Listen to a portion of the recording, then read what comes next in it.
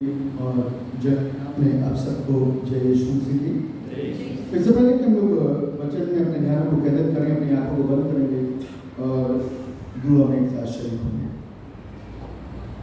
सारे आसमान और जमीन के खालिक मालिक हमारे जिंदा बाबा आसमानी, हमने आपकी शुक्रगुजार हैं आज की सुंदर सुबह के लिए जो पिता परमेश्वर आपने हमारी जिंदगी से जोड़ी, कि हम आपके भवन में आकर के आपके हम और आपके सताइश करें और उस मुबारक नाम को जो सारे नामों में सबसे आला और ऊंचा और महान है, उस नाम को प्यारे पिता एक बार फिर से जानने का प्रयास करें, कोशिश करें और जितना अधिकारी के साथ में हम उसे जानेंगे उतना अधिकारी के साथ में उसकी मर्जी पर छोड़ सकेंगे। आप दया करिए, हमको बड़ी बरकत दीजिए और अपने कलाम से प्यारे पिता हमको इस कदर जोड़ दीजिए ताकि कलाम की वो उम्दा बातें हमारी जिंदगी के अंदर तक उतर जाएं, ताकि प्यारे पिता परमेश्वर जैसा आप हमारी जिंदगियों से अपेक्षाएं रखते हैं और चाहते हैं वैसा ही प्यारे पिता परमेश्वर हम हो जाएं। कलाम की ये बात प्रभु हमको शिक्षित करती है। जब आपने दाऊद के लिए इस बात को बोला कि ये बंदा मेरे मन के मुताबिक है, तो इसका मतलब कि आपकी दृष्टि कितनी जबरदस्त तरीके से दाऊद के ऊपर लगी थी कि आपने उसको कितनी अच्छी तरीके से जाना और पहचाना। हम चाहते हैं करकता परमेश्वर जब हमारी इबादत और हमारी आराधना और करकता हमारी दुआएं भी इस तरीके से होंगी और हमारी जिंदगियां भी इस तरीके से होंगी, तो बेशक आपकी जिंदगी और आपकी दृष्टि प्रभु आपकी निगाहें हमारे पर इसी तरीके से लगी रहेंगी और हम भी आपकी उस गवाही के एक सुंदर पात्र बन जाएंगे और आपकी खिदमत को बड़ी अच्छी तरीके से करेंगे, ताकि हम दूसरों को भी वैसा ही बना सकें जैसा आप चाहते हैं कि हर एक व्यक्ति बन जाए। आप दया करेंगे, हम आशीष पाएंगे। इस कलाम की बेहद गुण बातों को प्रभु हमें सिखाइए और बताइए, क्योंकि प्यारे पिता परमेश्वर इसको सुनते हैं बहुत अच्छी तरीके से, लेकिन प्रभु चाहते हैं कि इस पर चलना भी सीखें, इसे अपनाना भी सीखें, इसको अपनी जिंदगियों के अंदर अमली जामा पहना दें, ताकि प्यारे पिता परमेश्वर आपकी खिदमत हर एक वक्त और हर एक पल में प्यारे पिता परमेश्वर होती रहे। अब महिमा से प्रार्थना यीशु मसीह के नाम से मांगते हैं, आमीन। जमात में बनी सभी स्थान पर बैठे। प्रभु यीशु के जीवित समर्थी जलाली नाम में आप सबको जय यीशु मसीह की। बड़ी खुशी की बात है कि रविवार हमारे और आपके लिए मिला और दिया गया, परमेश्वर के द्वारा ठहराया गया ये दिन है कि हम उसके इस हैकल में आकर के उसकी खिदमत गुजारी कर सकें, उसकी इबादत कर सकें, क्योंकि वो एक सच्चे आराधकों को, सच्ची इबादत को और इबादत करने वालों को चाहता और पसंद करता। और हम चाहते हैं कि उसकी सच्ची आराधना हमारे जीवनों से हो, ताकि वो हमको पसंद कर सके।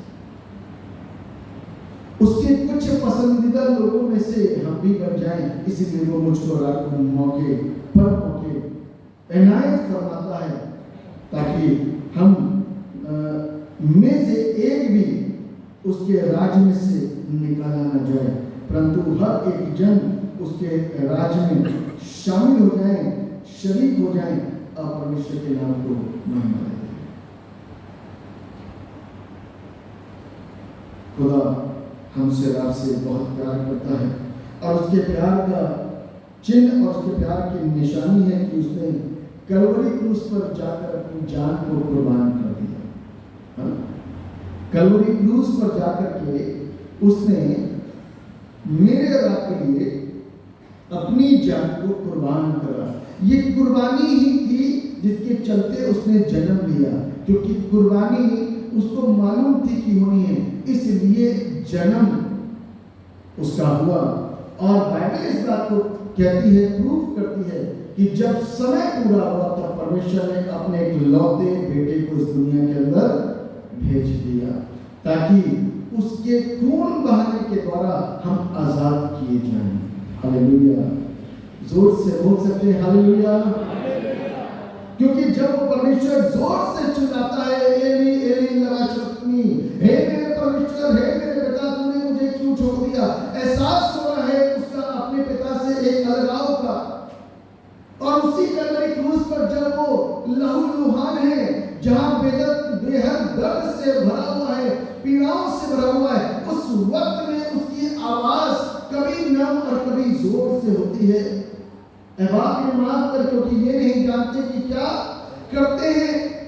क्या हम इस बात से भलीभूत हैं, इस बात से जानकार हैं कि हम क्या करते हैं? परमेश्वर को सब मालूम है कि हम क्या करते हैं। वो हमारे अंदर के हालातों को जानता है, हमारे बाहर के हालातों को जानता है, हमारी निगाहों की हरकतों को जानता है, हमारे ज़हन के इरादों को जानता है कि ये क्या है। इसलिए वह फिर से कलवरी क्रूस पर टंगे हुए इस बात को बोलता है, ऐ बाप ने माफ कर, क्योंकि ये नहीं जानते कि क्या करते हैं। आपको मालूम है, एक बार उसने शाऊल से बोला, ऐ शाऊल तू मुझे क्यों सताता है? सेम वर्ड्स अभी अपन लोगों ने पीछे साधु सुंदर सिंह प्रोग्राम को सेलिब्रेट करा। साधु सुंदर सिंह के पास में भी ऐसी ही आवाज आई, सुंदर तू मुझे क्यों सताता है? क्योंकि वो सताना जो है ना, प्रभु को मालूम है कैसे सता रहे हैं प्रभु को।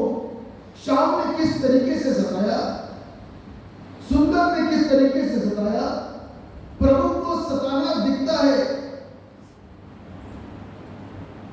लेकिन आज जो सता रहे हैं उन लोगों के लिए वो प्रभु यीशु कलवरी क्रूस पर चढ़े हुए, उनके बदले में उस पीड़ा को, उस सताव को अपने ऊपर झेल रहा है। और आज भी वो इस बात को स्मरण करता है, आज भी वो वहां से मेरा रात का इंतजार करता है कि मेरे बेटे और मेरी बेटियां, मेरे बच्चे, मेरी औलादें, मेरी संतानें, मेरे सब वापस लौट करके आएंगे। कलाम को पढ़ने से, कलाम को हाथों में पकड़ने से, इबादत और दुआ करने से सारी चीजें समाप्त नहीं रहती कि हम पूर्ण उसकी मर्जी पर, उसके इरादों पर चलें। ऐसा नहीं है। हम उसकी इच्छा, उसकी मर्जी को अंदरूनी तौर पे समझ लेना और उसके इच्छा पर चलना, वो उसको पता है कि हम कब उसकी इच्छा पर चल रहे हैं और कब नहीं चल रहे हैं। और वो हमको भी पता है कि हम उसकी इच्छा पर चल रहे हैं और नहीं चल रहे हैं। जिसके लिए एक बार खूबसूरत सा एक लेसन है, थीम है, लिखा हुआ है lessons of the cross for daily life. Lesson सिर्फ नहीं लिखा, लेसन्स लिखा हुआ है। सबक एक नहीं, कई सबक। सिर्फ एक ही बात से सारी चीजें ये प्रकट नहीं होती कि हम खुदा के मानने वाले हैं।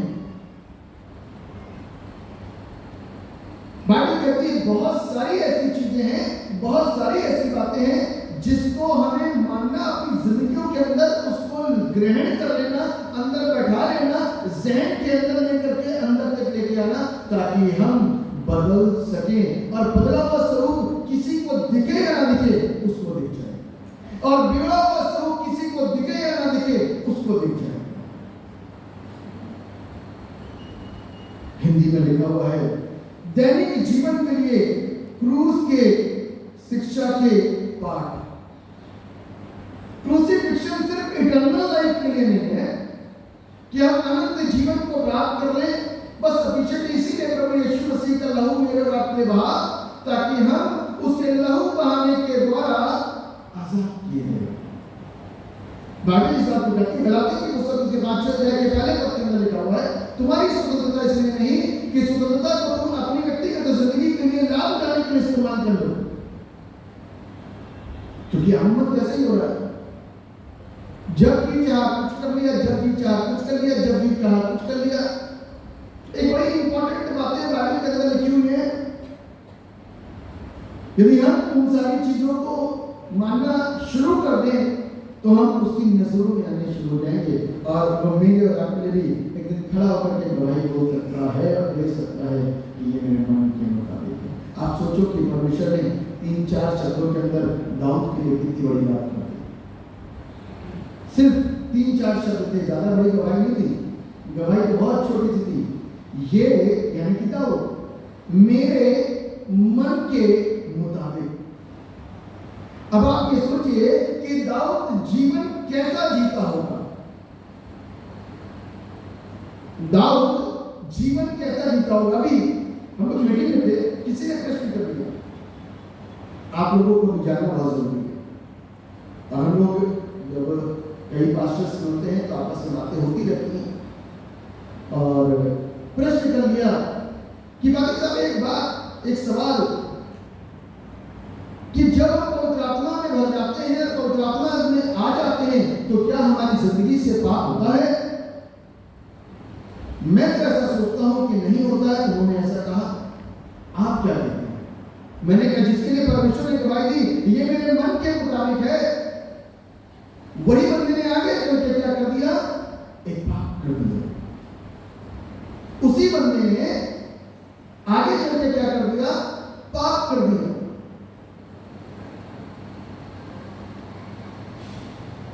क्योंकि मैं इस बात को सोच रहा हूं कि मैं बार बार इस बात को बोल रहा हूं कि वो मेरे मन के मुताबिक, वो मेरे मन के मुताबिक, तो आपके दिमाग के अंदर ये प्रश्न जरूर उठ रहा होगा, पादी साहब भूल गए क्या कि उसने गुनाह करा? तो मैं उस बात को आपको क्लियर करना चाहता हूं कि बेशक गुनाह किया और प्रभु ने उसकी गवाही दी कि मेरे मन के मुताबिक है। लेकिन एक बात जरूर बताऊंगा, जो प्रभु में है ना, वो अपनी गलती को मानने में देरी नहीं लगाते, वो अपने आप को छोटा बनाने में देरी नहीं लगाते, वो अपने आप को कम करने में देरी नहीं लगाते। उसने फौरन इस बात को बोल दिया, ऐ बाप मुझे माफ कर, मुझसे गुनाह हुआ, ऐ बाप मेरे गुनाहों को माफ कर, मेरे अंदर फिर से नया आत्मा उत्पन्न कर दे। आप सोचिए कि दाऊद की जो प्रेयर है, दाऊद के जो गुनाहों की माफी है, वो कितनी जबरदस्त है, कितनी हाई पिच पे है। आप उसके वर्ड्स को देखिए, आप उसके सेंटेंसेस को देखिए, अंदर इन हार्ट से उसकी प्रार्थनाएं निकल रही हैं। जो कुछ वो बोल सकता था वो उसने बोल दिया। भजन संहिता 51 के अंदर ये गुहार है उसकी, दाऊद की, कि प्रभु मुझसे गुनाह हुआ है, मेरे अंदर नए सिरे से आत्मा उत्पन्न कर। अपनी छड़ी और अपने सोटे से मार करके कुछ भी कर ले, लेकिन मेरे गुनाह को माफ कर, क्योंकि उसको मालूम है कि यदि आज मैंने माफी नहीं मांगी तो कल मैं नरक का मुंह देखूंगा। कल मैं क्या करूंगा, नरक का मुंह देखूंगा, क्योंकि जिस गुनाह को वो कर बैठा वो गुनाह बहुत बड़ा था। जिस गुनाह को वो कर बैठा वो गुनाह कैसा था, बहुत बड़ा था।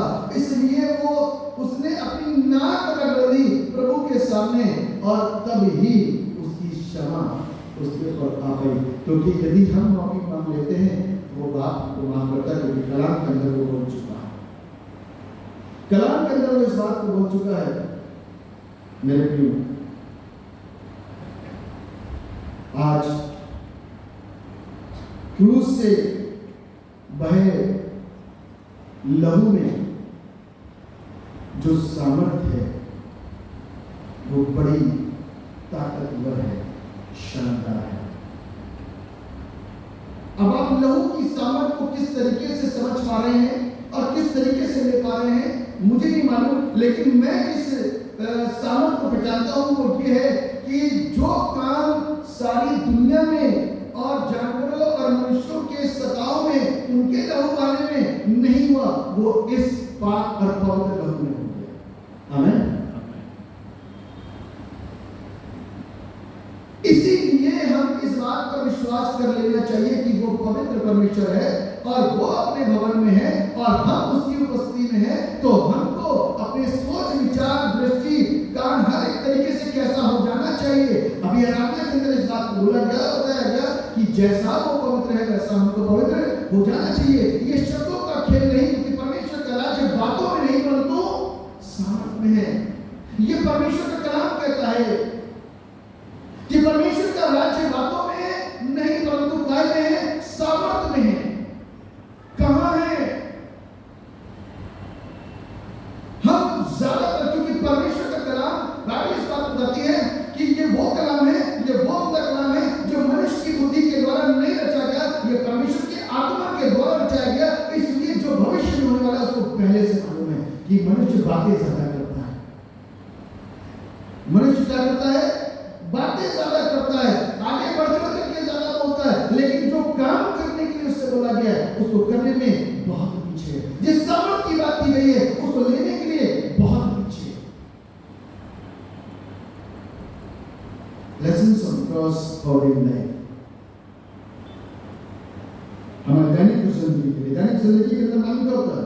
एक ड्रेस होती है हमारी डेली की पहनने की, एक ड्रेस होती है हमारी ओकेजनली पहनने की, पार्टी वेयरिंग होती है।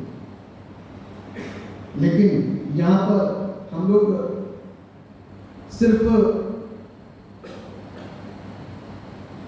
ईसीजी वाला काम नहीं करने के लिए बैठे हैं। ईसीजी का मतलब समझते होंगे, Easter, Christmas, good Friday, ECG ना। हम लोग को डेली लाइफ को क्या करना है? प्रस्तुत करना है। डेली की लाइफ की वो हमसे बात कर रहा है, एक दिन की बात नहीं कर रहा है कि एक दिन में आत्मा में ऑल्टर कौन यहाँ पर हो गया, प्रोग्राम हो गया, कन्वेंशन हो गया, ओ भैया सबने। मैं बता रहा हूँ, जब मैं कहीं पे पहले था तो कतली में मैं हर साल वहाँ कन्वेंशन करवाता था और लोग ऑल्टर कॉल में दीवाने करके दौड़ते थे। और ऑल्टर कॉल से पहले, क्योंकि ऑल्टर कॉल में लोग तैयार है, सब लोग हाथ रखने के लिए, रखने के लिए तैयार रहते हैं, दीवाने करके कहते हैं। कुछ सच्चे होते हैं और कुछ उसी समय भावनाओं में बहते हैं, कुछ दिखाने के लिए आते हैं। तीन प्रकार की लोग होते हैं। देखिए, मैं ये नहीं कह रहा कि भावनाओं में नहीं बहा जाता, भावनाओं में बहती है। 4 दिन तक बहुत जबरदस्त ग्रो होती है, माँ बाप भी देखते हैं अच्छा बेटा बहुत लेवल पर लिखते हैं। 4 दिन के बाद में सारा जोश ठंडा रहता है, क्योंकि कन्वेंशन 4 दिन की करवाते थे, तो 4 दिन तो बराबरी रहेगी। 4 दिन तक तो वो बराबरी पड़ी, 4 दिन के बाद सारा जोश ठंडा हो गया। 5वें दिन के बाद उसी तबीयत में आ गए जैसे थे। ये भावनाओं में बहने वाली है। कुछ लोग सच्चे होते हैं जो अपनी सीट पर पीछे बैठ करके दृढ़ प्रतिज्ञा लेते हैं कि आज के बाद मैं अपने बुरे और गंदे स्वभाव को बदल दूंगा। मेरे यीशु ने मेरे लिए इतना सहा, मैं इतना नहीं कर सकता।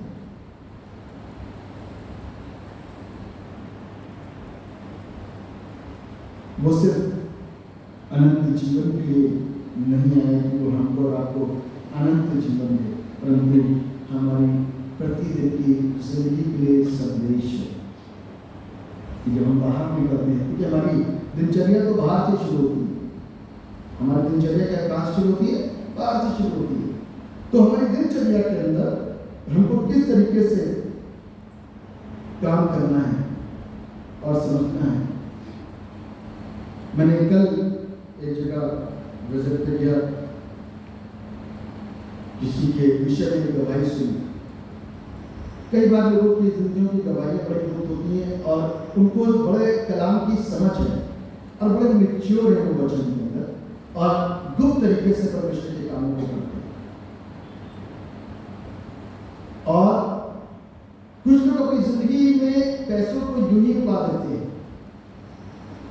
कुछ लोग अपनी जिंदगी के अंदर पैसों को यूं ही उड़ा देते हैं, खाने पीने में, तरह तरह के शौकों में। परंतु जिस बात को मैं बोलना मान रहा हूं वो क्रिश्चियन के लिए सूट नहीं करता।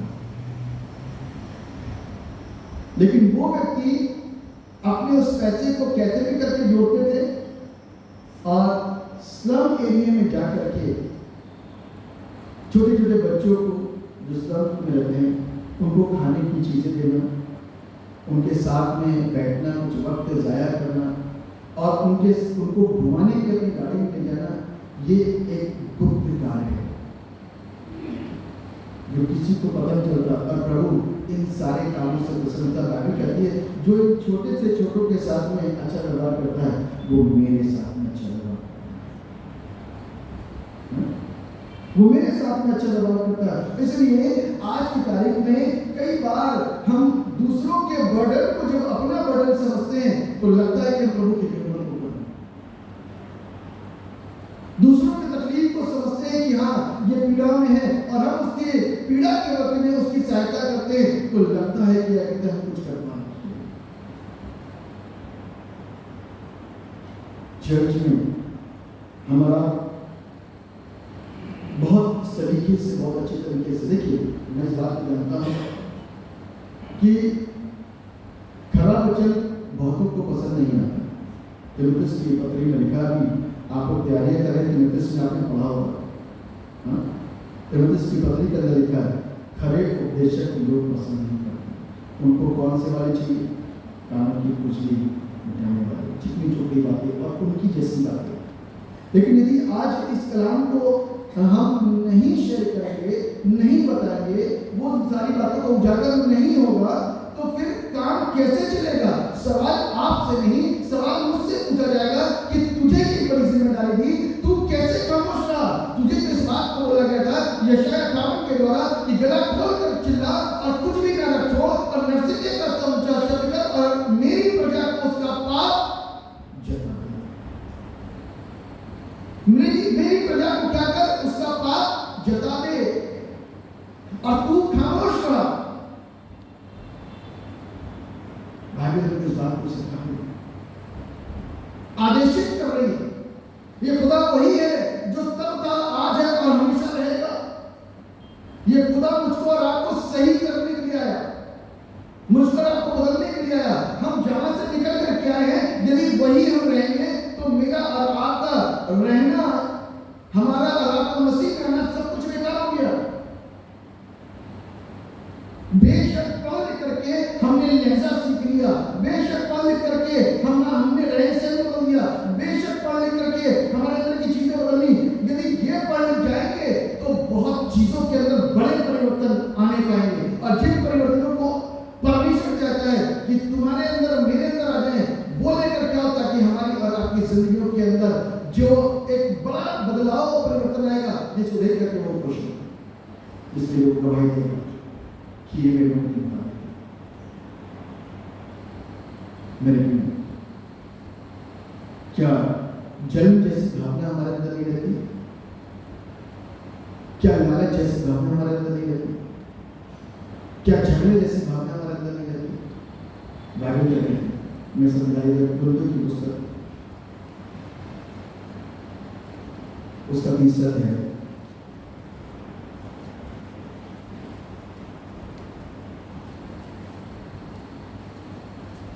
मैं ज्यादा कुछ अंदर नहीं घुसूंगा, सिर्फ हेडिंग पे जाऊंगा, अंदर नहीं घुसूंगा।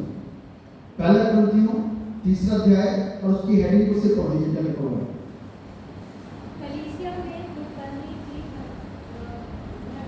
भर्त्सना किसके अंदर? कलीसिया के अंदर, चर्च के अंदर की बातचीत हो रही है। चर्च के अंदर गुटबंदी, ये कलाम मनुष्य की अपनी सोच के द्वारा रचा गया नहीं, परंतु पवित्र आत्मा के द्वारा रचा गया। क्योंकि मनुष्य तो तब भी हुए थे, मनुष्य आज भी हुए, कोई परिवर्तन नहीं आया। और उसको मालूम है कि मनुष्य को डायरेक्ट बात करो, वो डायरेक्ट सुनता, डायरेक्ट समझता। जब उसको समझ में आ गया कि हम किस चीज के अंदर इन्वॉल्व हो रहे हैं, तो वो हाथ जोड़ लेगा, कि प्रभु का बंदा है, हाथ जोड़ेगा, गलती मानेगा और उस चीज से हट जाएगा, खुदा की इबादत के अंदर सच्चाई के साथ में। ये लेसन है, ये पाठ है।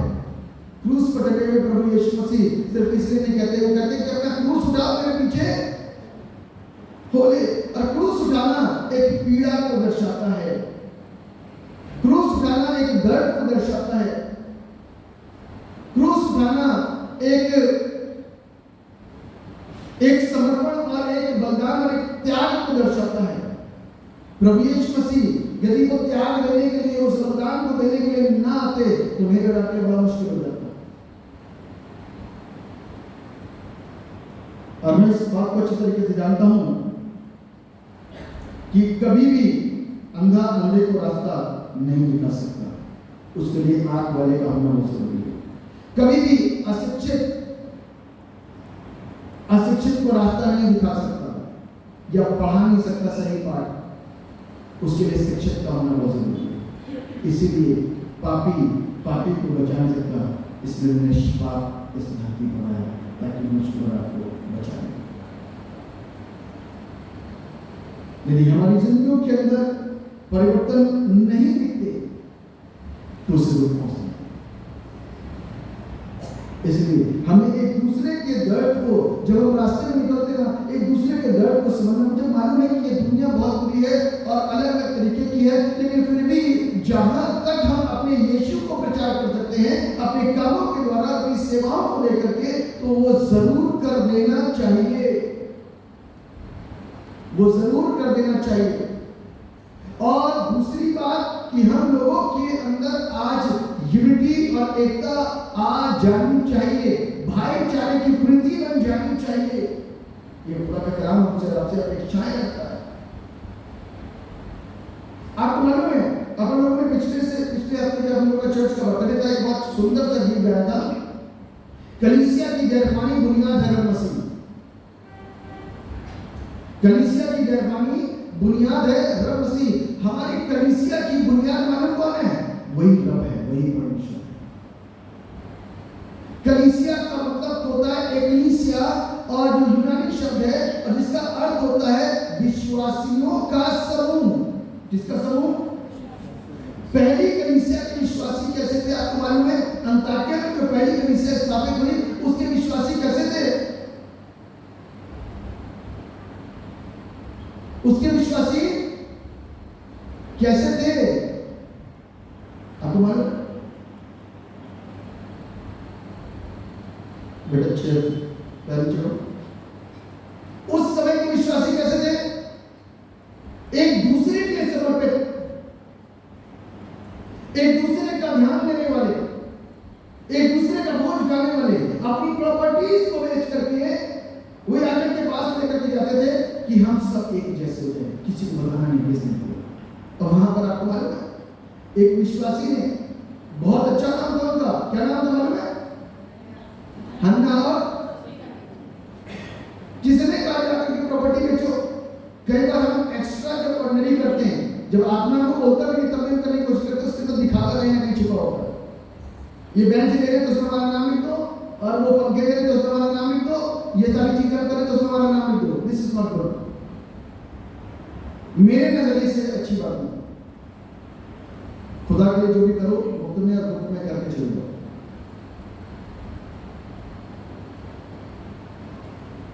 ठीक है, हमारे जीवनों के अंदर खुदा का नाम लिखा हुआ होना चाहिए बस।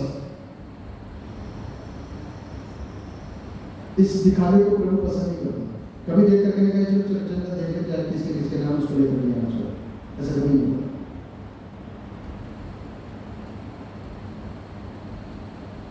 वो मुझको और आपको सुरक्षित करने, मुझको और आपको नई दिशा दिखाने, मुझको और आपको अपने पास ले जाने के लिए इतनी कोशिश और इतना प्रयास कर। आज उसका जीवन कलाम और उसका जीवन लहू और उसका थोड़ा खाना सिर्फ इसलिए नहीं था कि हम मस्ती में आए, इसलिए था कि बदल गया, इसलिए था कि हमारी आत्माओं के अंदर कुछ तो हो, क्योंकि जब उसका रूह आता है तो हमारे दिमाग में आकर के काम नहीं करता, हमारी आत्मा में आकर काम करता है। और उसके बाद हमारी जिंदगी कैसी हो जाती है और कैसे बदल जाती है वो पता ही नहीं चलता, पलक झपकती होता है। जिस समय पवित्र आत्मा हमारे अंदर काम करेगा उस दिन दिखाई देगा, आपको महसूस होगा अब तक मैंने क्या किया। शाऊल कितना बड़ा हो गया था, और जब रूह कुदूस उसके अंदर आया तब उसको एहसास हुआ ये क्या हुआ। उसके बाद में वो सब कुछ सहन करता चला गया, सिर्फ प्रभु कठिन है। मैंने हमेशा आपको बताया है कि प्रभु लोगों को उदाहरण बनाता है।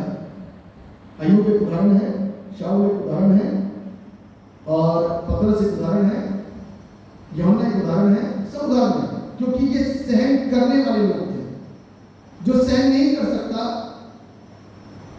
उसको नहीं बनाना, कुछ लोगों को ऐसे ही छोड़ता है विश्वास में अपने जीवन को भी, लेकिन कुछ लोग इतने मजबूत होते हैं उनको इस्तेमाल करता उदाहरण बनाने के लिए। तू मेरा उदाहरण बनेगा। अय्यूब तेरे ऊपर मैं एक बड़ा काम करने जा रहा हूँ। अय्यूब की लाइफ बिल्कुल नाश हो गई और वो कहता जिसने दिया उसी ने लिया, उसका नाम बोल सकता है। मृत्यु के वक्त में जब पूरा का पूरा खानदान नाश हो जाए, एक भी न बचे, तो उस परिस्थिति के अंदर कोई इन मुबारक शब्दों को अपने मुंह से बोल सकता है?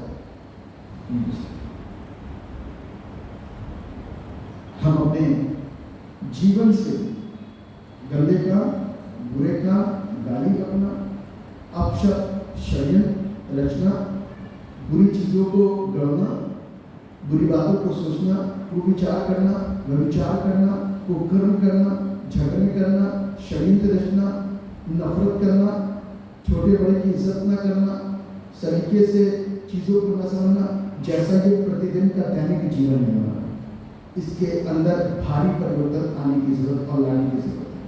ये क्रूस पर टंगे हुए प्रभु यीशु मसीह हमको शिक्षित करना है। इन्हीं से बड़ा चेंज हमारी लाइफ के अंदर आएगा। आज हमको अपने परमेश्वर के पास आकर के उससे कहना है कि प्रभु हम आपके साथ फेलोशिप करना चाहते हैं, और सब टाइम अपना प्रभु को दें। मैं हाथ नहीं घुमाना चाहता किसी से भी, क्योंकि आपका व्यक्तिगत है कि हम कितने कामी लोग एक साथ मिलकर के प्रार्थना करते हैं। मैं हाथ नहीं घुमाना चाहता किसी से कि हमारा व्यक्तिगत प्रभु के साथ में कितना अच्छा म्यूचुअल संबंध है, जबकि मैं और आप क्रिश्चियन फैमिली के। मैं हाथ नहीं घुमाना चाहता क्योंकि कई बार हम इतनी जल्दी मैरिजेस करते हैं, इंटरकास्ट मैरिजेस करते हैं कई बार, और कलाम को क्या कर देते हैं, गलत साबित करते हैं। मैं हाथ नहीं घुमाना चाहता। कई बार अपनी मैरिजेस को इतनी जल्दी ब्रेक कर देते हैं कि हम जो अहद करते हैं उस अहद को पूरा नहीं कर पाते। मैं हाथ नहीं घुमाना चाहती, हमारी दैनिक जिंदगी है। ये लेसन्स फ्रॉम द क्रॉस है। क्या क्या लेसन मिले थे? ऐ बाप ने माफ कर, हम माफ करना सीखें। क्या क्या लेसन मिले थे? कि तू, ये तेरा बेटा, ये तेरी माँ है, आज माँ बाप की इज्जत करना, ये लेसन मिले थे। मैं प्यासा हूं, सिर्फ उसको वैसी प्यास, स्वाभाविक प्यास नहीं लग रही थी, आत्मिक प्यास थी। क्या हम लोगों को बचाने के लिए आत्मिक तौर पर तैयार हैं? मैं अपनी आत्मा तेरे हाथों में सौंपता हूं। क्या हमने अपनी आत्मा को प्रभु के पास सौंपने की तैयारी करी है? We are ready? एक दूसरे से बताते तो जरूर हैं कि जीसस इज कमिंग सून, आने वाला है। क्या हम रेडी? क्या काम को पूरा कर लिया हमने? अपने बच्चों को सही शिक्षा और सही संदेश पहुंचा दिए? यदि आज हम अपनी दैनिक जिंदगी को सही रीति से इस्तेमाल करने में विफल हो गए ना, तो ये विफलता आगे तक दिखाई देगी। इस बात को मत पूछिए, चाहे मैं हूं चाहे आप, कि हम बाइबल को जानते हैं, यीशु को जानते हैं। क्या हम उसको अपने जीवन से प्रकट कर रहे हैं? उसको अपने जीवन से, दैनिक जिंदगी से प्रतिदिन प्रचार कर रहे हैं? कितने लोगों के तो रिलेशनों के अंदर बड़ी गड़बड़ियां होंगी, कितने लोगों को तो अपने भाई बहनों के साथ रिलेशनों में बड़ी गड़बड़ियां होंगी। वो बाइबल के अनुसार हमको सारी चीजें खत्म करनी चाहिए। यीशु मसीह ने लहू बहाया इसलिए ताकि हम स्वर्गीय स्थानों पर उसके द्वारा शुद्ध किए जाएं, क्योंकि उसको मानव हमारे अंदर शुद्धता है, और इस प्रकार के पाप हमारी दैनिक जिंदगी के अंदर कार्य कर रहे हैं। इसीलिए उसने लहू बहाया ताकि हम शुद्ध हो जाए। वो लहू की सामर्थ आ चुकी है। आज भी उसके पास जाएगा तो पापा के सामने, बाप माफ कर दे, माफ कर देगा। बस एक बात बोलेगा, दोबारा पाप मत करना।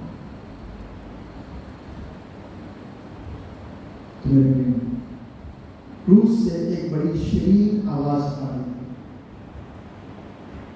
कि अपने जीवन को बदलो, अपने कामों को बदलो, अपने तौर तरीकों को बदलो, अपनी सोच को बदलो, अपने बुरे मंसूबों को बदलो, और सच्चे प्रभु के दास और दासी और बेटे बेटी बन करके उसकी हुजूरी में रहो। जो उससे मिलेगा वह परमेश्वर के वचन के द्वारा हम सबको आशीष प्रदान करेगा। दुआ करें। सबसे ईमान परमेश्वर, हम हृदय से प्रभु आपको धन्यवाद देते हैं और उस बलिदान को करके स्मरण करते हैं।